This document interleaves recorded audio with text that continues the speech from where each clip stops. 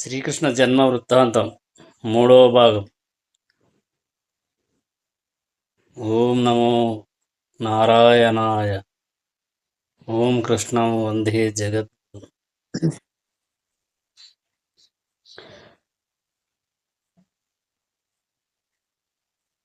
ఇలా వారితో ఆటలాడుకుంటుండగా శ్రీకృష్ణుడు అలా ఉండగా ఒకనాడు ఒక గోపిక మిగిలిన వారి కన్నా ముందు కృష్ణుని వద్దకు వచ్చి మారుత్రోవను యమున ఒడ్డుకి తీసుకుపోయి ఇక తిన్నెపై కృష్ణునిచే విహారించసాగింది.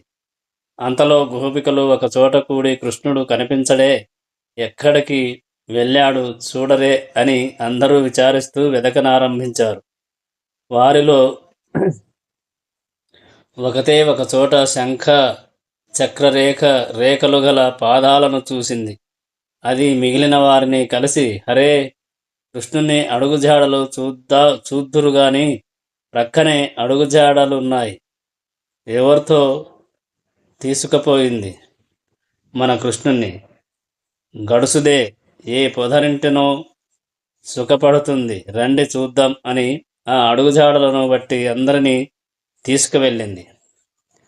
అలాగే యమున తీరానికి చేరి అక్కడ కృష్ణుణ్ణి చూశారు అందరును. పెన్నిధిని చూసిన పేదలాగా గోపికలందరూ కృష్ణుని చూసి పరమానంద భరితులై దరిచేరారు. అందరినీ చేరదీసుకొని చిరునవ్వుతో పలకరించాడు. తర్వాత ఒక్కొక్క గోపికకు ఒక్కొక్క కృష్ణుడై మండలాకృతిగా నిలిపి ఆటలాడించాడు. అలా చాలా రాత్రి వరకు ఆటపాటలతో గడిపి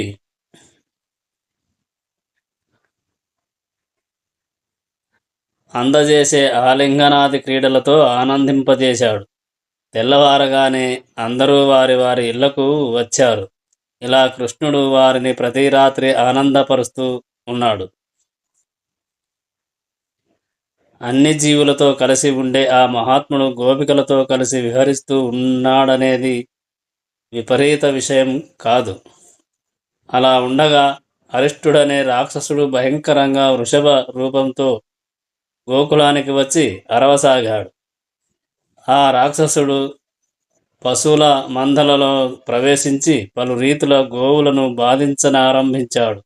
వాడి బాధ భరించలేక గోపాలురు బెదురుతూ వచ్చి, కృష్ణ, శరణు శరణు అని అరవగా విషయం తెలిసి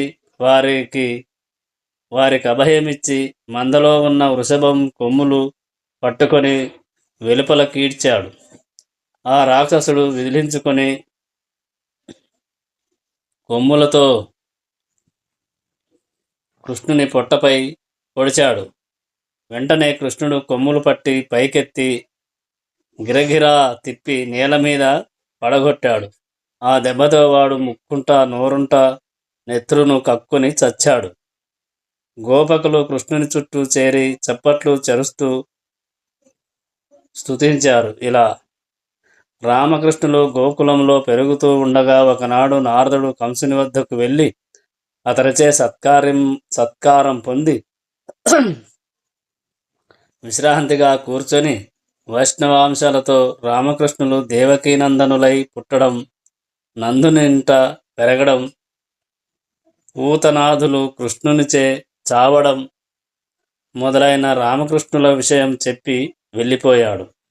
కంసుడు కోపంతో భీకర రూపుడై వసుదేవుని అనరాని వినరాని మాటలతో పొడిచి మనోవేదన కలిగించాడు. నందుని ఆలమందలను వీరభటులను పంపి తన వశం చేసుకున్నాడు. వృష్టి భోజాంధకాదులు సంపదలు కైవసం చేసుకున్నాడు. నిరాపరాధి అయిన తన తండ్రి ఉగ్రసేనుణ్ణి కారాగారంలో పడద్రోయించి క్రూర చిత్తులను కాపుపెట్టాడు. ఆలోచించాడు. యజ్ఞం పేరుతో రామకృష్ణులను రప్పించి బలవంతంగా చంపడం లేదా నా వీరభటులచే చంపించడం లేదా పొడిచి చంపడం చెయ్యాలి అని అనుకుని ఆ క్రూరుణ్ణి పిలిపించి, అక్రూర, విష్ణు అంశలతోనట దేవకీ వసుదేవులకు రామకృష్ణులు బలరామకృష్ణులు పుట్టారట. వారు నందుని గోకులంలో పెరుగుతూ నా వారిని చాలామందిని చంపారు అని నారదుడు వచ్చి చెప్పి ఇప్పుడే వెళ్ళాడు. నా తండ్రి ఇంకా నా వాళ్ళుగా ఉన్న వాళ్ళు నా మేలు కోరేవారు ఒక్కరూ లేరు. నువ్వు ఒక్కడవే మంచివాడవు. నా ఆలోచన చెప్తున్నాను విను. ధనుర్యాగం అని ఒక యజ్ఞం చేయదలుచుకున్నాను. ఎల్లుండి ఆరంభిస్తాను. నువ్వు వెళ్ళి ఆ యజ్ఞానికని బలరామకృష్ణులను ఆ దుర్మార్గుణ్ణి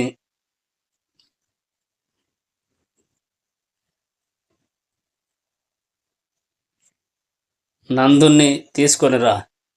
ఇక్కడ వాళ్ళ పని పట్టేస్తాను. నా దాకా ఎందుకు? చానరుడు ముష్టికుడు ఉన్నారే, వాళ్ళ చేతుల్లో ఆ రామకృష్ణులు బ్రతుకైపోతుంది. తర్వాత దేవకీ వసుదేవుల్ని తండ్రి అయిన బద్ధ విరోధి అయిన ఉగ్రసేనుణ్ణి ఇలా నా మేలు కోరని వారందరినీ యమునింటికి పంపి ఎదురు లేకుండా రాజ్యమేలుతాను. వెళ్ళి గోకులానికి వెళ్ళి యజ్ఞం మాట చెప్పి పాలు వెన్న నెయ్యి కావిళ్లతో పట్టించి నందుని రామకృష్ణులను తీసుకురా అని అనగా అనుకోకుండా కృష్ణ దర్శన భాగ్యం కలిగిందని ఆ సుబుద్ధి సంతోషించి రథారూఢుడై మధుర నుంచి గోకులానికి ప్రయాణం సాగించాడు.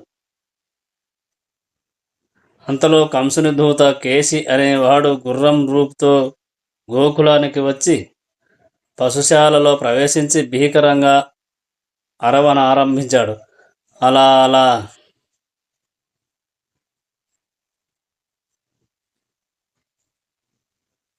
అలా అలా కృష్ణుని మీదకి వచ్చి రంపల్లాటి పళ్ళు కనిపించేటట్టుగా నోరు తెరిచాడు.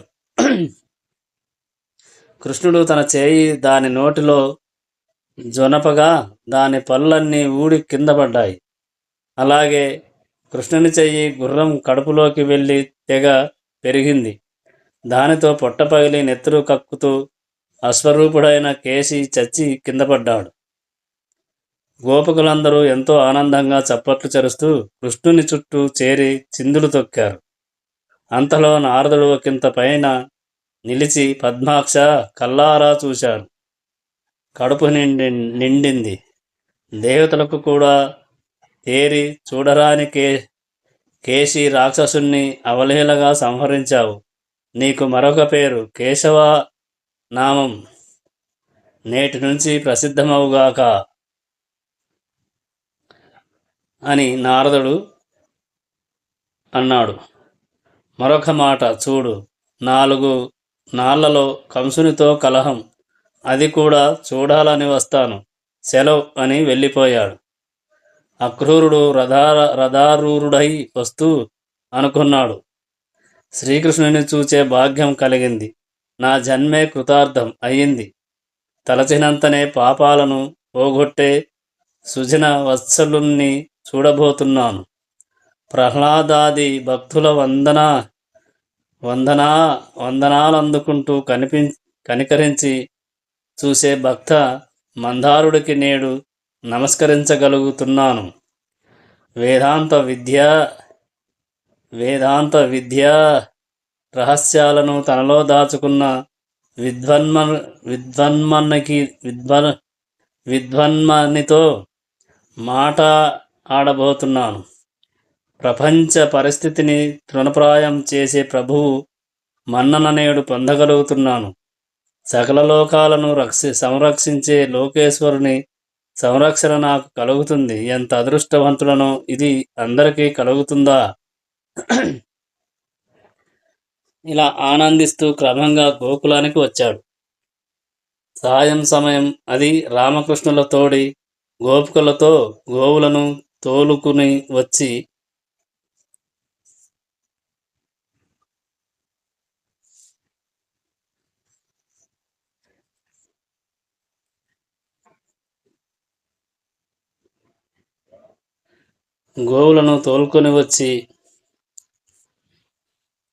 సాలల్లో చేర్చారు. ఇక పాలు పితకడం తరువాయి.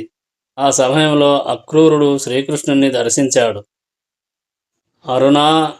రుణాఛాయలతో అలరారే పాదాలవాడు, తెల్ల తామర పువ్వు శిరోభూషణం ధరించినవాడు, గోధూళి అలమిన కుండలాలతో ఇంద్ర నీలఛాయతో ఎసగులాడు, వక్షం నందు పుట్టుమచ్చల చిహ్నం, దానిపై వనమాల కలవాడు, దూడలను పిలిచి తల్లుల దగ్గరకు విడుస్తున్నవాడు, ఒక చేత పాలగిన్నె ఒక చేత కట్టుతాళ్ళు పట్టుకొని నిల్చున్న ఆ కృష్ణుణ్ణి అక్రూరుడు దర్శించాడు.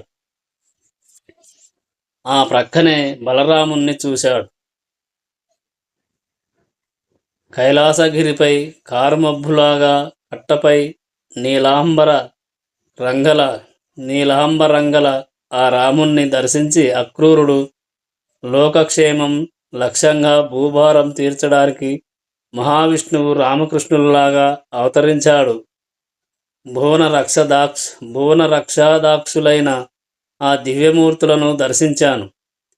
నా జన్మ సఫలమైంది అని అనుకుని రథం మీంచి దిగి సవినయంగా దరిచేరి కృష్ణునకు సాష్టాంగ నమస్కారం చెల్లించాడు. వెంటనే కృష్ణుడు ఆదరంగా అక్రూరుణ్ణి కౌగిలించుకున్నాడు. తరువాత అక్రూరుడు బలభద్రునకున్న నమస్కరించగా అతడును అక్రూరుణ్ణి కౌగిలించుకున్నాడు. ఒకరినొకరు కుశల ప్రశ్నలు అడిగి ముగ్గురు అక్కడి నుంచి తమ ఇంటి వెనుక ఒక శుభ్రమైన చోట కూర్చొని కొంతసేపు ఇష్టాగోష్ఠి నడిపారు. తర్వాత స్నానం భోజనం అయింది. మళ్ళీ వేరే ఒక చోట కూర్చొని అన్నదమ్ముళ్ళు మధురాపుర విశేషాలు అడగగా అక్రూరుడు చెప్పాడు. సర్వజ్ఞుడవు పద్మనాభ, నీకు తెలియనిది ఏముంటుంది? అయినా అడిగావు కనుక మనవి చేస్తున్నాను. అవధరించు అని కంసుడు. మనవి చేస్తున్నాను, అవధరించు అని కంసుడు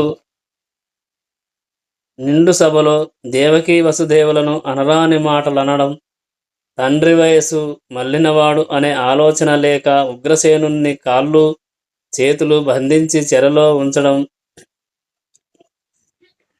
ధనుర్యాగం పేరుతో మిమ్ము వధించాలని దుస్తంత్రం పన్ని తీసుకురమ్మని తనను పంపడం చెప్పాడు.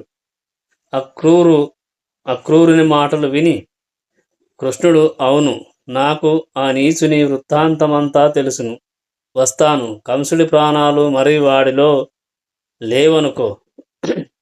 ప్రజలందరూ ఆనందించేట్టు ఉగ్రసేనునకు ఎల్లుండి పట్టాభిషేకం చేస్తాను.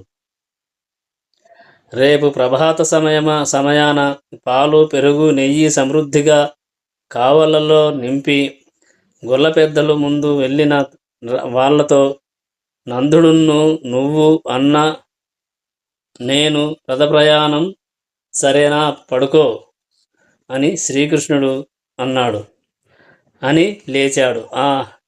ఆ రాత్రి అందరూ నందుని మందిరమందే నిద్రించి తెల్లవారగానే లేచారు. కాలోచిత కృత్యాలు తీర్చి పాలు మొదలైన పదార్థాల కావళ్లతో తగువారిని ముందు పంపి తాను బలభద్రుడు అక్రూరునితో రథారూఢులు అయ్యారు. రథం కదిలింది. గోపికలు చూశారు. అందరూ ఒకచోట చేరి కృష్ణునితో ఎడబాటు భరించలేక బాధ కాగా విచారించసాగారు. ఏకధారగా కారే కన్నీరు వారి వక్షస్థలానికి అభిషేకం అయింది. ఆ అవస్థలో ఒకరితో ఒకరు అనుకున్నారు, ఏమే ఆ నందనందనుడు మనకి ఇన్నాళ్ళు ఆనందం కలిగించి కలిసిమెలిసి ఎడబాటు లేక తిరుగుతున్నవాడు ఇప్పుడు మధురకి వెళ్ళిపోతున్నాడంటే దయాదాక్షిణ్యం లేనివాడన్నమాట. మళ్ళీ మనకి ఒకనాడైనా కనిపిస్తాడా? ఆ పట్నవాసుల అందకత్తెల చమత్కారపు మాటలు విని మనతో ఇంతకాలం కలిసి ఉండడం తలుచుకుంటాడా? ఆ దైవానికి కూడా దయలేదే?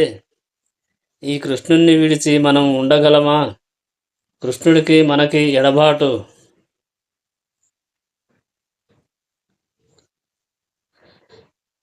కృష్ణుడికి మనకి ఎడబాటు కలిగించిన క్రూరుడు గాని అక్రూరుడా, మనం తెగించి వెళ్ళి కృష్ణుణ్ణి కొంగుపట్టి మమ్మిలా ఏడిపించి వెళ్ళిపోతున్నావా, మా గతి ఏమిటి అని అన్నామనుకో, మన కులం పెద్దలు తెలిసి ఊరుకుంటారా? ఈనాటి నుంచి మన గొల్లపల్లె చిన్నబోయి ఉంటుంది. మన బ్రతుకులు అంతే.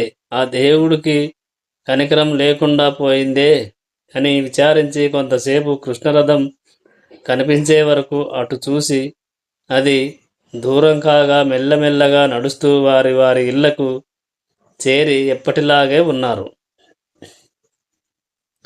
అక్రూరుడు రథం వడివడిగా తోలుతూ యమున ఒడ్డుకి చేరగా, అక్కడ ఓ మర్రి చెట్టు క్రింద రథాన్ని ఆపి, కృష్ణ, మధ్యాహ్నిక క్రియ తీర్చుకొని అరగడయలో వస్తాను అని రథం దిగి నదికి వెళ్ళాడు. స్నానం చేసి ఆచమించి ప్రణవధ్యానం చేసి కనులు తెరవగా మల్లెపువ్వుల్లాగా తెల్లని నెమ్మెను, పద్మపత్రాల్లాంటి నేత్రాలు, నీలాంబరంతో భాసించే నడుము, రత్నకుండలాల చెవులు, అద్దల్లాటి చెక్కిళ్ళు, కడిమి పూమాలతో ఒప్పే కంఠం, అలాంటి మూర్తిని, ఆ అనంతుణ్ణి గొడుగు పట్టినట్టు పడగలు, వాటి చుట్టూ రంభాద్య అప్సరసల స్తుతి గీతాలు, వాసుకి ప్రముఖ నాగరాజుల జయధ్వనులు, చేతులలో నాగలి రోకలి బలరాముడే. ఆ అనంతునికి ఒకంత ముందు నీరదశరీరుడు, వనమాలి పితాంబరుడు అయిన కృష్ణుడు కనిపించాడు. ఆశ్చర్యంగా చూశాడు అక్రూరుడు. స్నానం చెయ్యడానికి నదిలోకి వచ్చారా? రథం వైపు చూశాడు. రథం మీద ఏదో మాట్లాడుతున్నట్టు కనిపించారా అన్నదమ్ముళ్ళు. మళ్ళీ అటూ ఇటూ చూశాడు. నీళ్లలో దర్శనమయ్యింది. సరే అనుకున్నాడు. మానసికంగా షాడోషోపచారాలతో పూజ చేసి నమస్కరించి రథం వద్దకు వచ్చాడు. రథం ఎక్కి తోలడానికి ఉపక్రమించగా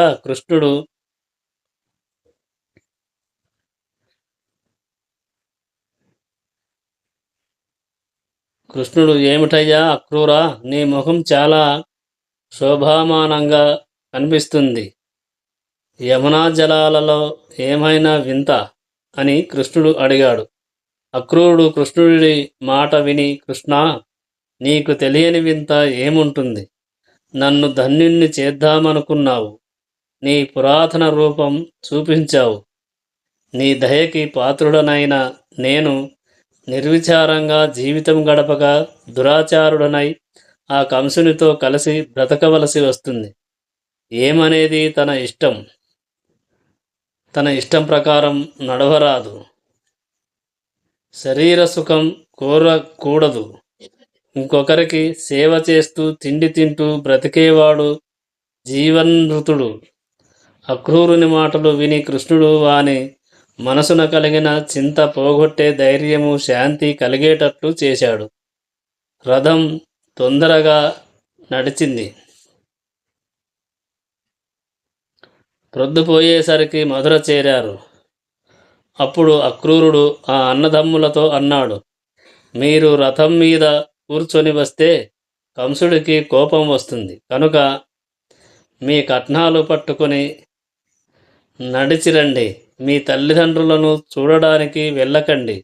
మీ వెళ్ళడం తెలిసి ఆ దుర్మార్గుడు వారిని బాధిస్తాడు అని కర్తవ్యం చెప్పి వారి వద్ద సెలవు తీసుకుని తిన్నగా కంసుడి వద్దకు వెళ్ళాడు. రామ దామోదరులు వచ్చారని చెప్పి తన ఇంటికి వెళ్ళిపోయాడు. కృష్ణుడు అన్నతో, అప్పుడే మధుర చేరిన గోప కుమారకులతో కలిసి రాజమార్గాన దివ్య మోహనమూర్తి అయి వెళుతుండగా నగరవాసులు భక్తిని రక్తిని ప్రదర్శిస్తూ చూపులతో స్వాగతం పలికారు. అలా కృష్ణుడు వెళుతుండగా మడత బట్టలు భుజాన ఉంచుకొని ఒక చాకలి ఎదురు రాగా ఆ మూటలో ఉన్న బట్టలలో కొన్ని ఇమ్మని అడిగాడు. ఆ చాకలివాడు పెడసరపు ధోరణితో జవాబు చెప్పాడు. నీ మాటలు మా రాజు కంసుడు వింటే నా ప్రాణాలు పోతాయి, పో పో అని అనగా కృష్ణుడు చేయి చాచి వాని శిరస్సుపై ఒక్క చెరుపు చరిచాడు. గప్చుప్పుగా చాకలి శవమై కళేబరం కింద పడింది.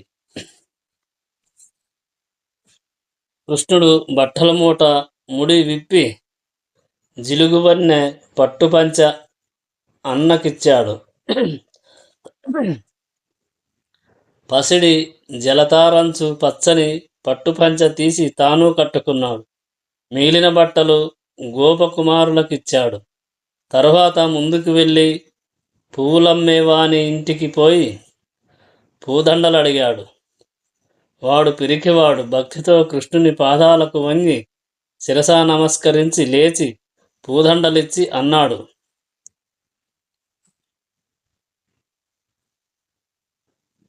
దేవా, నీ వంటి వారు రావడం, పువ్వులడగడం నా అదృష్టం. తీసుకో, ఇంకేమి కావాలో మీరేమి అక్కరలేదు. తీసుకో, ఏమి కావాలో మరేమీ అక్కరలేదు. నీ వంశం వృద్ధి పొందుగాక, నీకు జన్మలోనే మోక్షం కలుగుగాక అని వరాలిచ్చి పోయి వస్తామని కృష్ణుడు బయటకు వచ్చాడు. రాచబాటలో ముందుకు పోతూ ఉన్నాడు. అంతలో ఎదురయ్యింది ఒక కుబ్జ, ఆకృతి గల చిన్నది. వివిధ సుగంధ పదార్థాలతో చేసిన చందనం ఒక పాత్రలో ఉంచి తీసుకువస్తుంది. దానిని చూసి కృష్ణుడు నాకు కొంచెం చందం ఇస్తావా అని అడిగాడు. ఆ కుబ్జ కృష్ణుని మోహన రూపం చూసి ముగ్ధమై రకరకాల వస్తువులు అంటే కస్తూరి, కుంకుమ పువ్వు, చందనం, జవ్వాది ఇలాంటివి కలిపి నూరి రోజు కంసమహారాజుకి ఇస్తూ కట్నాలు కానుకలు తీసుకుంటూ ఉంటాను. నీకు తెలియదేమో, అందరికీ తెలుసు. ఇదే నా పని, నా బ్రతుకు అనగా కృష్ణుడు దాని గడ్డంతో చేతితో పట్టి దాని 2 పాదాలు తన 2 పాదాలతో తొక్కి మీదికెత్తి విడిచాడు. ఆశ్చర్యం, దివ్య సుందరాంగి అయ్యింది. చిరునవ్వుతో చూసి, సరే, ఈ పూట మా ఇంటికి రావాలి అన్నది. ఇప్పుడు కాదు, వస్తా అని దాని చేతిలో చేయి వేసి నవ్వుతూ రాజమార్గాన వెళ్ళి కంసుని ధనుశ్శాలలోకి చేరాడు. అన్నతో అక్కడ ఉన్న వారి వల్ల యజ్ఞం విషయం తెలుసుకున్నాడు. ఎదురుగా గంధపుష్పాలతో ఉన్న విల్లు చూశాడు. దగ్గరగా వెళ్ళి అనాయాసంగా దానిని మీదికెత్తి నారి మ్రోగించి వంచాడు.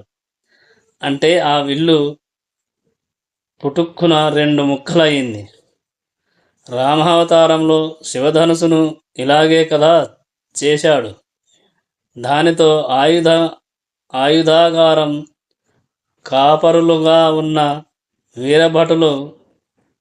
వీరభటులు ఎదిరించగా వారిని చీల్చి చెండాడి భీకరంగా సింహనాదం చేశాడు. అప్పుడు చావగా మిగిలిన వారు పరుగెత్తి వెళ్ళి రామకృష్ణుల దుండగం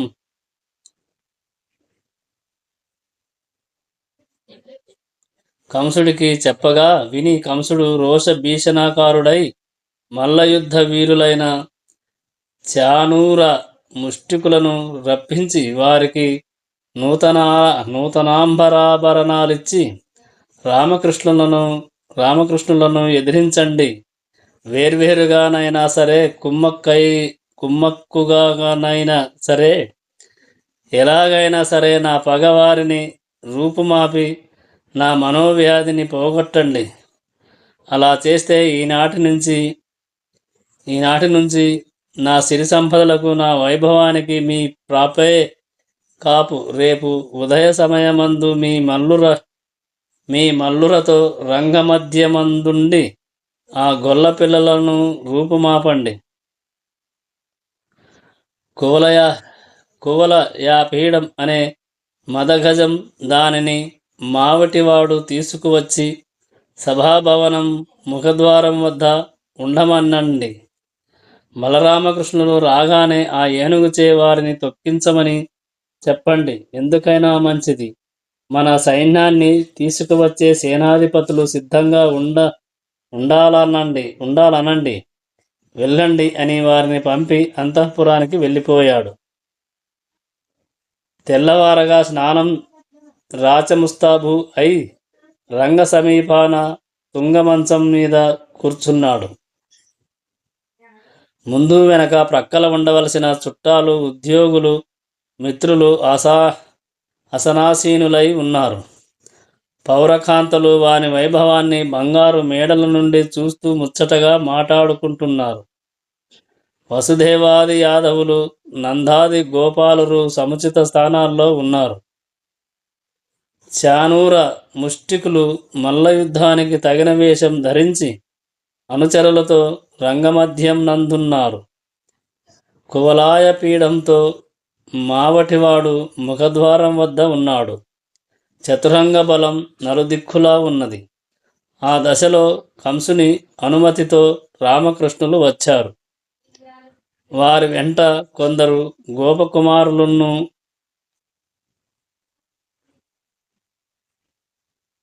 కృష్ణునితో చానూరుడు, రామునితో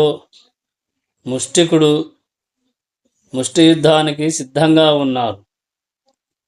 అక్కడ ఉన్న పెద్దలు అంతా చిన్నవాండ్రతో ఈ బలిష్ఠులు వయసుకి పెద్దలున్ను అయినా చానూర ముష్టికులు యుద్ధం చెయ్యడమా అని కలతగా అనడం కంసుని చెవినపడి మరింత రోషం కలిగింది.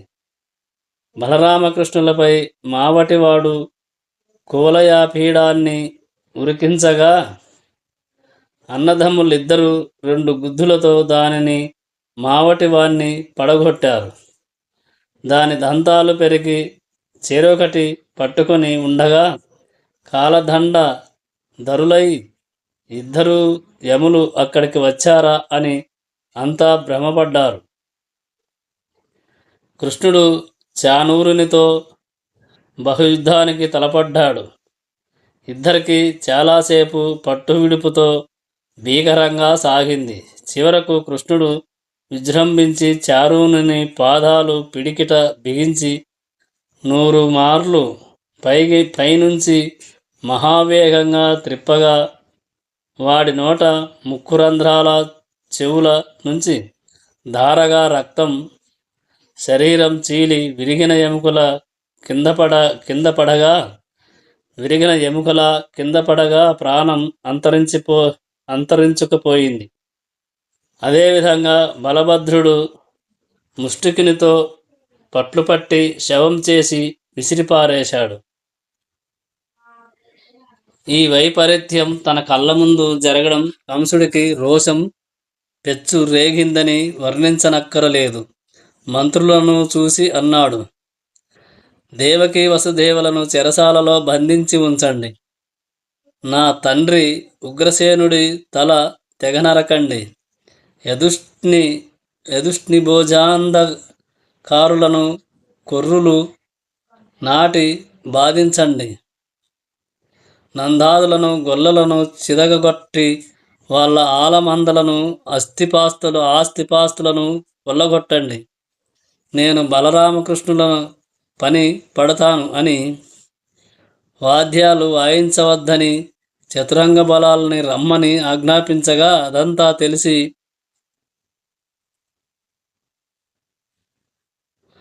అదంతా తెలిసి కృష్ణుడు కంసుని మంచం మీదకి ఎగిరి కిరీటం పడగొట్టి తలకు వక్షానికి అదిమి ఒక తాపులో కిందకి త్రోసి కుప్పిగంతులు వేసి వీపు మీద తన్నాడు.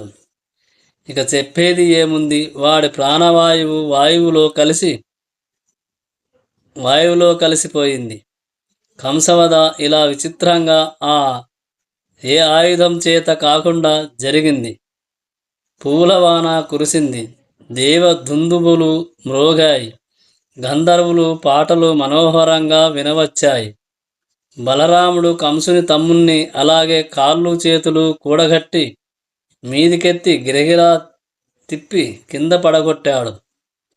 ఆ దెబ్బతో వాడి ప్రాణాలు అన్న ప్రాణాల్లాగే అంతరించుకుపోయాయి.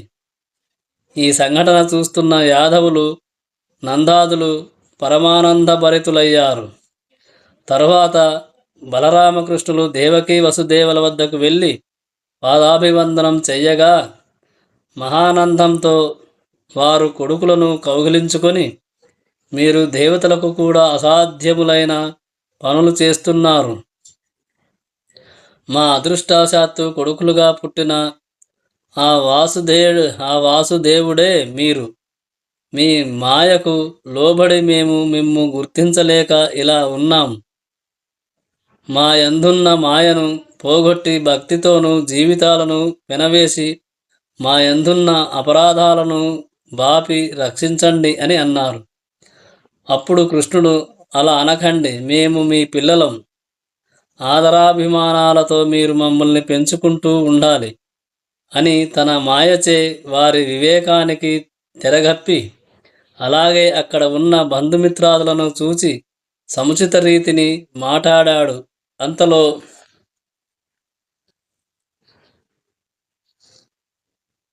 అంతలో కంసుని అంతఃపురకాంతలు వచ్చి వల్లభుని కళేబరంపై పడి తలలు వక్షములు మోదుకుంటూ ఏడవనారంభించగా కృష్ణుడు దగ్గరగా వెళ్ళి తగిన మాటలతో వారిని ఓదార్చి పంపించాడు. ఒకప్పుడు మాయాతి పలికిన శాపం వల్ల యాదవులకు రాజ్యాధికారం చెల్లదన్నది స్మరించి అలాంటి కాంక్ష లేనివాడై వెళ్ళి చెరసాలలో బద్ధుడై ఉన్న ఉగ్రసేనుణ్ణి విడిపించి తీసుకువచ్చి కంసునకు పారలౌకిక క్రియలు వారిచే చేయించి రాజుగా పట్టాభిషేకం చేయించి అక్కడకు వచ్చిన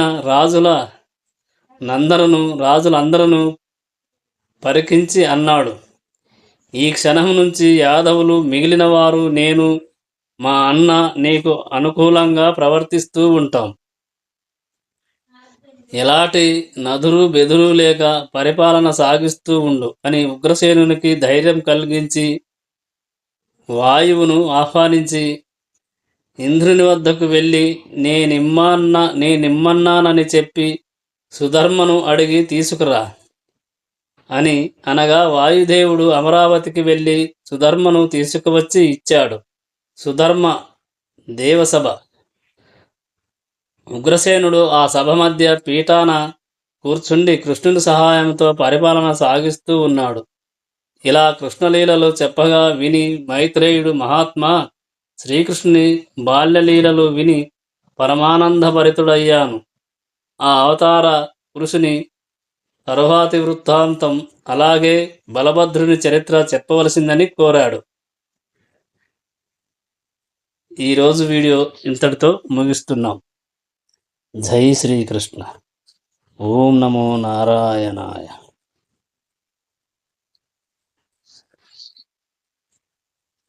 ఇలా శ్రీకృష్ణ జన్మ వృత్తాంతం ఇలా జరిగింది. ఓం నమో నారాయణ. కంసుడి సంహారం వరకు ఈ వీడియో ఇంతటితో ముగిస్తున్నాం.